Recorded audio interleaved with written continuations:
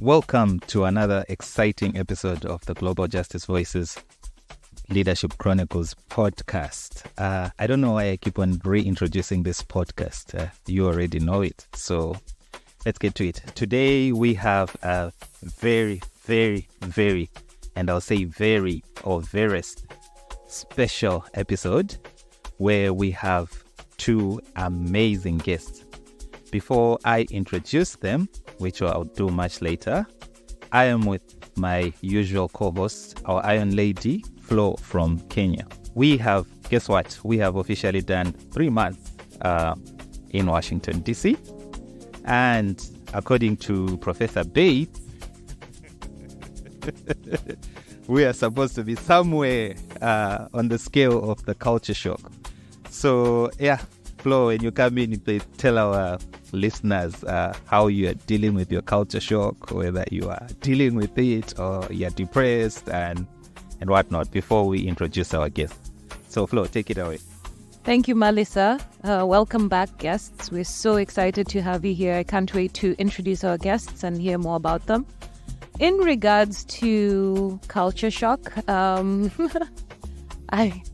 I have been experiencing culture shock. I mean, one of the things we were just discussing today is the fact that Americans love emails. This is something which, of course, we do work with emails back home, but the extent at which someone will send you an email to remind you about an email they sent you, and then you should check this other email, and it's a lot. So basically, you cannot miss any of your emails. Otherwise, you'll miss out on the good stuff, including our podcast. So subscribe, make sure you are in tune and connected with us so that you do not miss any single episode.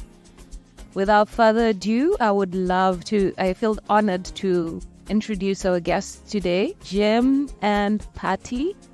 They are actually my main community hosts. We, as I mentioned before in the podcast episode 1, you should check it out. We each get assigned a community host or two, in the case of Jim and Patti, to, help us hold our hands as we transition through this journey, learning about America, settling down here.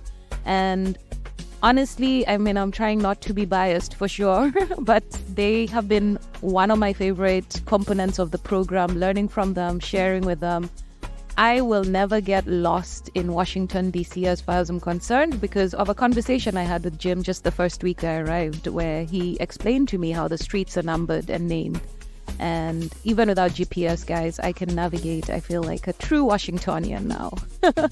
And Patti has been an amazing woman. To learn from her about the education systems and the work that she's done over the years has been really enlightening. Really shows me how youth and elders can really work together to make sure that we're building a community of people who understand and have mutual respect for one another, not just a one-sided engagement. And without further ado, I would love to give Jim and Patti here to give a more detailed introduction and let us know who they are. Okay, before Jim and Patti come in, I think, Florence, you should have declared a conflict. Because Jim and Patti are like your parents here in DC, so you should have abdicated the honor of introducing them. Nonetheless, ladies and gentlemen, our esteemed listeners out there, please help us in welcoming our... I don't even know why we're saying welcoming them, because we are in their home. So we introduce our lovely community hosts, Jim and Patti, to tell us more about themselves and what they think about us and the whole program that we're in altogether. So, Jim, it's all yours. Hey, Jumbo. Jumbo Jim. It's really great to participate in this journey together, and I really feel like it is a journey. My name is Jim Cawley, and I've lived in Washington, D.C. since 1963, except for a couple of opportunities I've had to live overseas. I lived for 2 years in Venezuela, and I lived for 2 years in Chile. So for me, having a connection with you guys in the Humphrey program, it allows me the opportunity to continue that relationship with folks from different countries, folks from different cultures. And as much as my experiences overseas have taught me a lot, have helped me grow, have pushed me along on my journey, this continued relationship that I'm able to have with you guys as Humphrey Fellows, it just helps to complete my journey. So I really appreciate the opportunity to be connected with the program. And being a community host has really given me the opportunity to get to know not only you, Florence, as our principal, Humphrey guest, but through you, we've really made some amazing connections with many people in the program. And I have to say that I've had my cricket tutorial from my friend from Zambia. So it's changed my life a bit. Nice one, Jim. Just hold on to that. Let's bring Patti in here. Patti, in fact, we should have started with Patti. Ladies first. Well, it's just amazing to be able to share this trip with the Humphrey Fellows through Jim and I and our partnership and marriage together.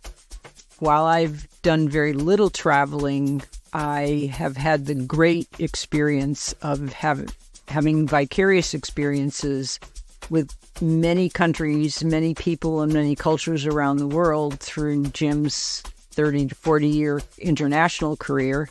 And then in the past 12 to 15 years when we've been hosting fellows from various different organizations, Humphrey, Mandela, Bokamoso. It's really been such an opportunity to share fellowship with people from around the world, to share experiences, to look at likes and similarities that we have, to understand how we come together and how we work in different ways in problem solving, in nurturing, and in the aspects of life that are education, raising families, and being part of families. And it's just beyond being able to explain what an amazing opportunity it is to be connected with the Humphrey Fellowship.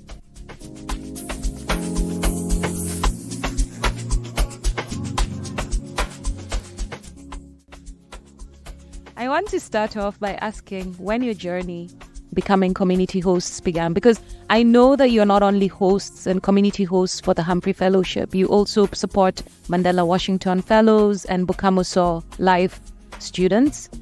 When did you start this? What inspired you? And what is it? Like, what is that thing about being a host that makes you feel passionate and continue to do this, and noting that it is a voluntary thing? It's not something you're being paid to do. Our guests, I'm sure, would love to know. It has been close to 20 years that we've been hosting with different groups. But prior to hosting, through Jim's international career and having the opportunity to meet his work colleagues and join with them in our home, it just nurtured that idea that when the opportunity came to host youth from South Africa, to host Mandela Fellows, to host Humphrey Fellows, we just jumped at the opportunity because we learn so much about ourselves as we get to know people from around the world. Like similarities, how different humans face challenges, the challenges that they face. I just consider it a priceless opportunity that I sometimes wonder when I talk to my friends about the hosting that we're doing, why a lot of other people don't want to just jump in for the opportunity to have the experience. Yeah, my passion got flamed back in my working life. I worked in international development And my mentor in my career was a gentleman from Senegal named Patti. And he really turned my understanding of the development process around, from coming into a country with a project and a way of doing things to a process of giving people the opportunity to empower themselves and to manage their own development. And this for me was really enlightening. And Patti and his family we have become part of his family.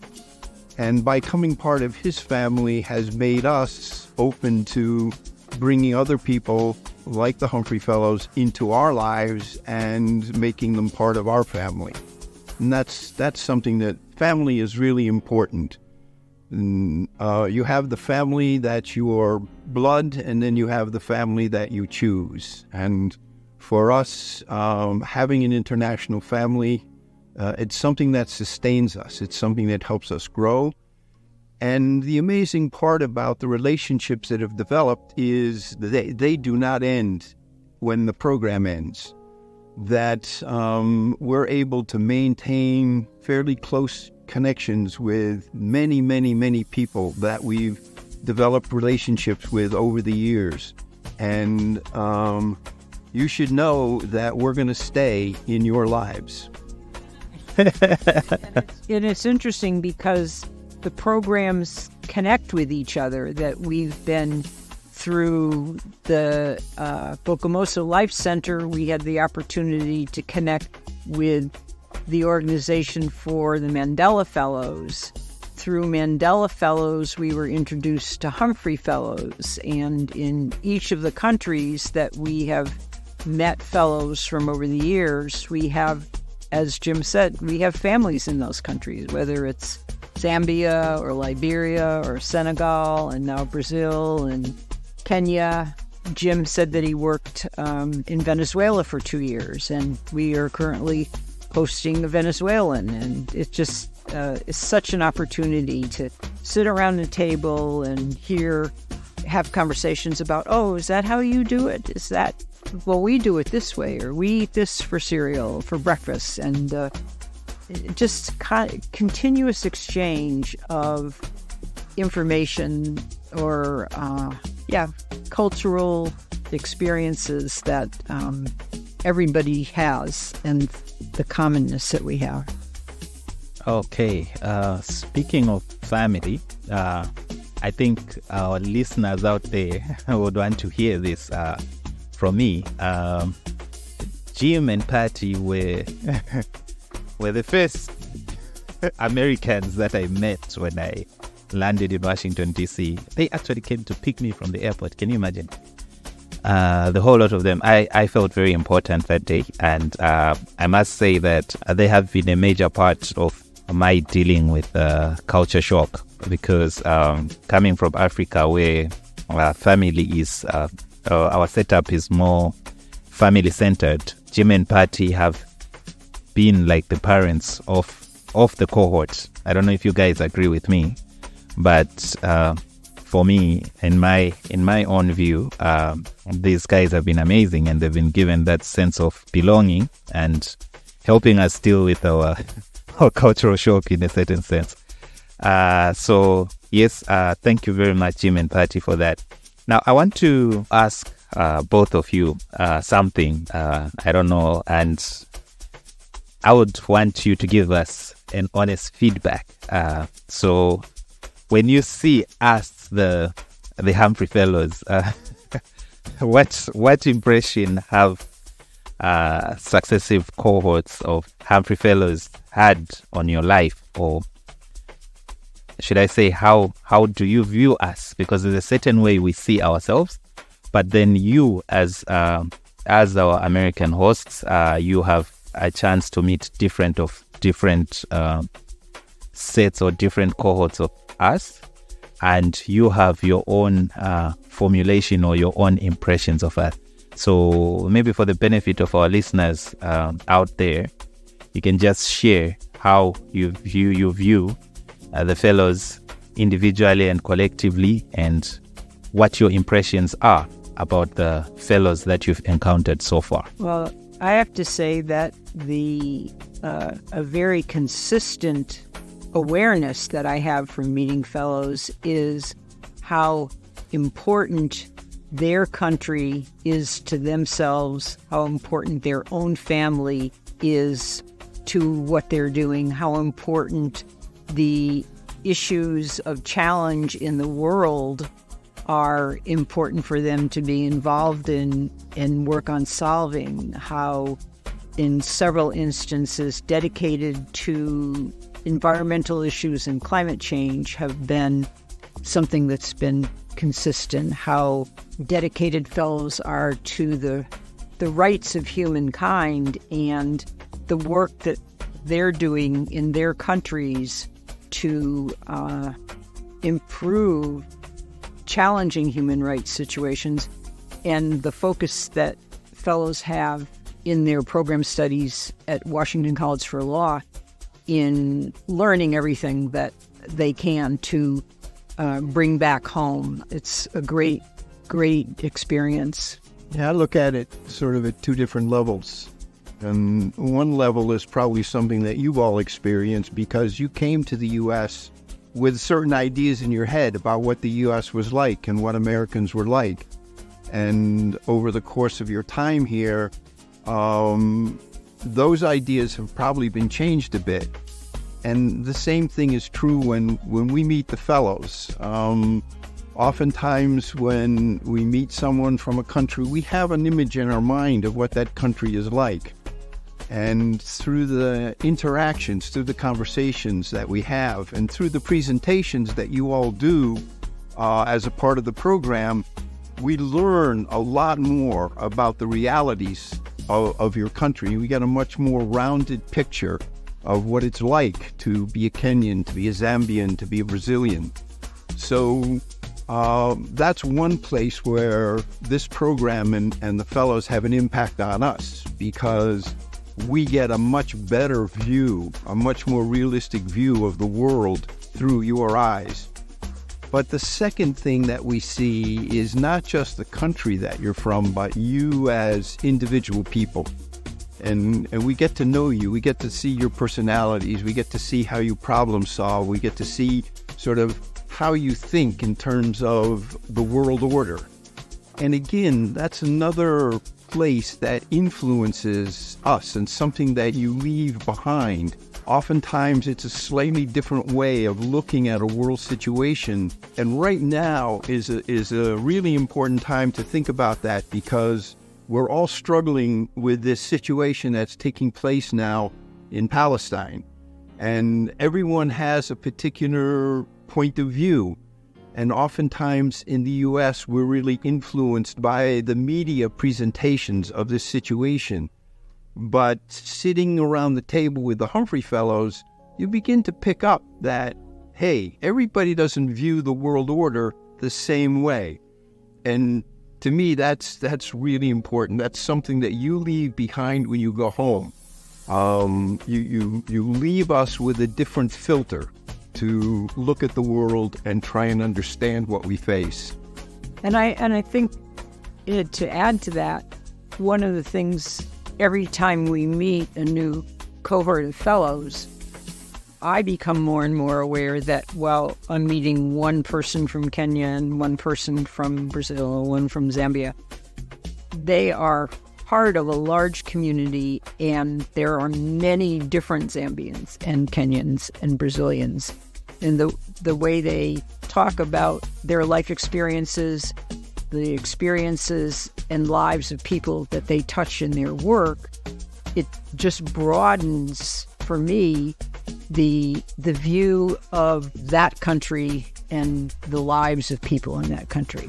Yeah, excellent. I like you both touched on such a vital point, how we perceive the world, and like the program, how it's been set up and structured. I'm experiencing 12 different nationalities all at once, and like learning from them, just the differences. I mean, we have 2 cohort members from Pakistan, and even their experience is different. It's the same. They have similar things, but then they also have different experiences. And I think that's the most important thing. I'm also experiencing, even from Americans themselves. When I meet an American person, what I've seen on TV, grown up seeing on, the media, and their own experience personally is different. So I think it's such a valuable point that you're making, that meeting people, actually talking, engaging in like meaningful dialogue is really a refreshing way to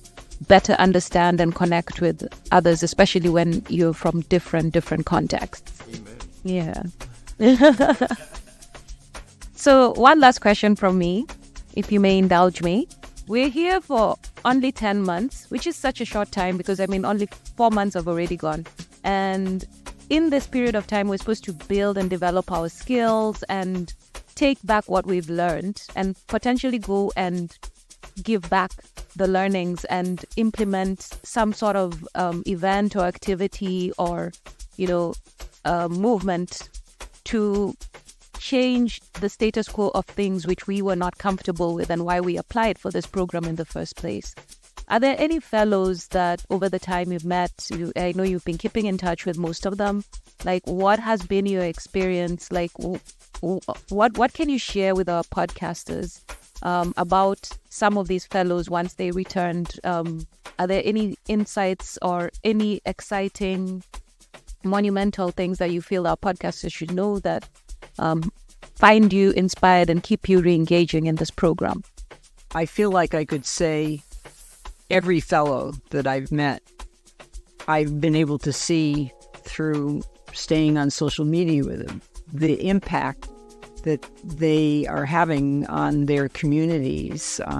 My good friend Roland in Liberia is always sharing with information related to vocational training education and the kinds of programs that he's been involved in getting people trained in employment areas that provide a service and give them employment opportunities.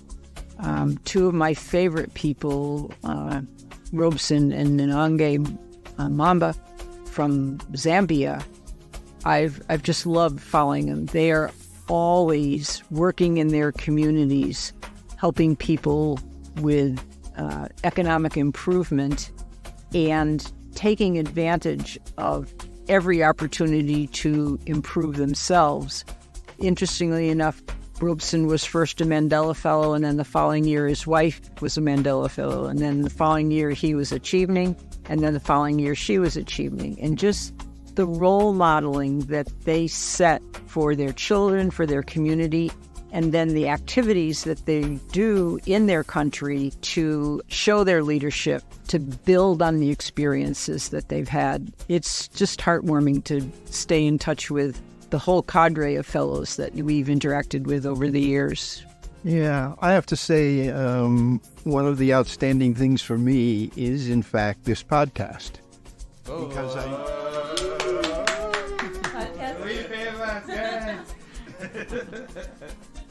seriously, folks, I listened to episode 3, and I was so moved by some of the comments that Sachit Bino made. First of all, about the struggles of trying to take care of a family. That's something that really resonated with me. And secondly, when he talked about some of the tensions between security and human rights. And as I listened to that, it helped me understand some of the tensions that I feel even here in the U.S. as we try and deal with social justice here in the U.S. and the tensions between achieving social justice and the role of the state and the role of the state in maintaining what they feel is security. And the tensions and conflict that causes throughout our society. And listening to Satish talk about it and talk about his learnings in it, I just found that terribly insightful. So you guys are doing an amazing job with these podcasts, and I will continue to subscribe. Wow. You heard it from Jim. We are flattered as a podcast that we get recognition from renowned people like our hosts Jim and Patti, and we are truly humbled by the sentiments. And ours is to let you, the listeners out there, know more about what is happening in the world around us through the eyes of our fellows, our community hosts, and other parts or other components of this program, which is the Hubert Humphrey Fellowship. And as Jim and Patti have said, they are also key components of other exchange programs, which really, to me, Florence and Louise, underscores or underlines the power of cultural exchange and its importance. I must be honest that before I came here, I really underrated the power of cultural exchange. And for me, being here, to agree with what Jim said, that I had a different view of what America was all about. And when I got here, I discovered that it's not what you see in the movies in Hollywood. It actually has real people, not superheroes and all that. Yeah, but still is a wonderful place. And I must say that the power of cultural exchange has actually come to the fore, because the most enriching part of this journey so far, of the 4 months that I've been here, and I kept on talking about cultural shock, is that being in a totally different environment, the weather can depress you and all. But, and I'll say, the most beautiful thing about it is meeting the people like our hosts that we have here. And to me, that is the most powerful thing about this whole cultural exchange business. And moving on forward, I will be the biggest proponent or the biggest cheerleader for cultural exchange programs like this one, and also try and set up one when I get back home. Yeah. So yeah, that's my parting shot. I would like to thank our listeners. As always, you are the podcast, and I always tell you to subscribe, but today I will leave it to our guests to give us final words, closing remarks, and also to remind you to do the needful. So Patti and Jim, say bye to our listeners and remind them to do what is supposed to be done. Goodbye and subscribe. Yeah, you got it, Jim. Last words. Yeah. Adios, amigos, and subscribe.